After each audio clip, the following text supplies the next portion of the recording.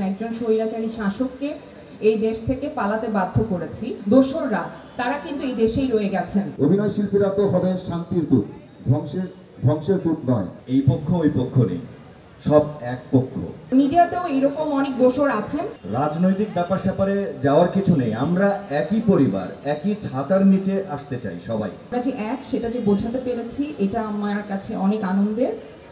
আর আমরা হয়তো 5ই আগস্ট একটা স্বৈরাচারী সরকারের পতন ঘটিয়েছি এবং একজন স্বৈরাচারী শাসককে এই দেশ থেকে পালাতে বাধ্য করেছি, কিন্তু আনফরচুনেটলি দুর্ভাগ্যজনক একটা ঘটনা হচ্ছে যে সেই স্বৈরাচারী সরকারের কিন্তু দোসররা তারা কিন্তু এই দেশেই রয়ে গেছেন এবং তারা যেহেতু পালিয়ে যেতে পারেন নাই, তারা বিভিন্ন সময় বিভিন্নভাবে আসলে আমাদের উপর চড়াও হচ্ছেন। এবং মিডিয়া সমাজের বাইরে না, দেশের বাইরে বা রাষ্ট্রের বাইরের কিছু না। সো মিডিয়াতেও এরকম অনেক দোসর আছেন, ছিলেন। তারা নানানভাবে নানান সময় সেই সুযোগ সুবিধাগুলো নিয়েছেন, তারা তাদের জায়গা শক্ত করেছেন, কিন্তু আনফরচুনেটলি আমাদের জন্য যারা আমরা আসলে তাদেরকে অনুসরণ করার কথা ছিল, আমাদের জন্য কিছু রেখে যেতে পারেন নাই বেশিরভাগ সময়। সো আমরা যারা মধ্যবয়স্ক আছি, আমার 41 বছর বয়স, যারা মধ্যবয়স্ক আছি তারা আমরা চাই আসলে যে যারা ইয়াং আছে তারা যেভাবে আমাদের মিডিয়াটাকে দেখতে চায়, যেভাবে সাজাতে চায়, আমি আজমেরী হক বাঁধন, আমি সেইভাবে আমার মিডিয়াকে দেখতে চাই। কারণ আমি এই জায়গাটাকে আমি বিলং করি। আমি বাংলাদেশের এমন একজন আর্টিস্ট যে আন্তর্জাতিকভাবে অনেক অনেক সম্মান আসলে নিজে তো বয়ে এনেছি, দেশের জন্য বয়ে এনেছি।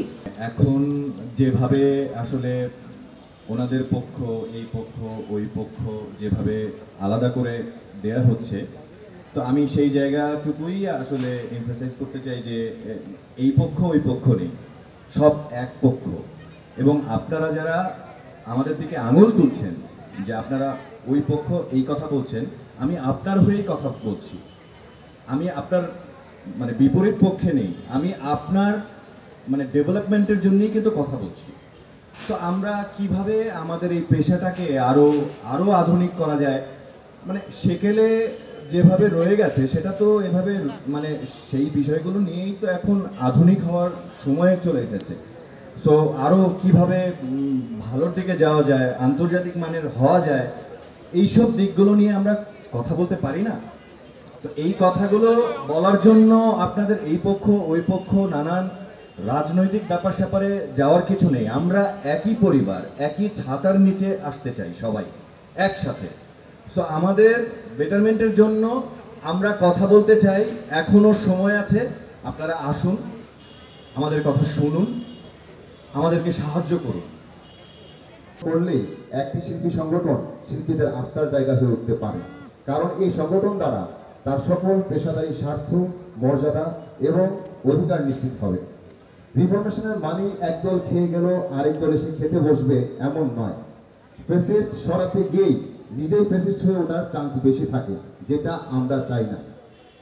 সিস্টেমের রিফরমেশনের পাশাপাশি আমরা নিজেদেরও রিফরমেশন চাই। সেলফ রিফরমেশন যেটাকে বলে। অভিনয় শিল্পীরা তো হবে শান্তির দূত, ধ্বংসের দূত নয়। কারণ তারা শিল্পী, শিল্পীদের সার্বজনীন হতে হয়।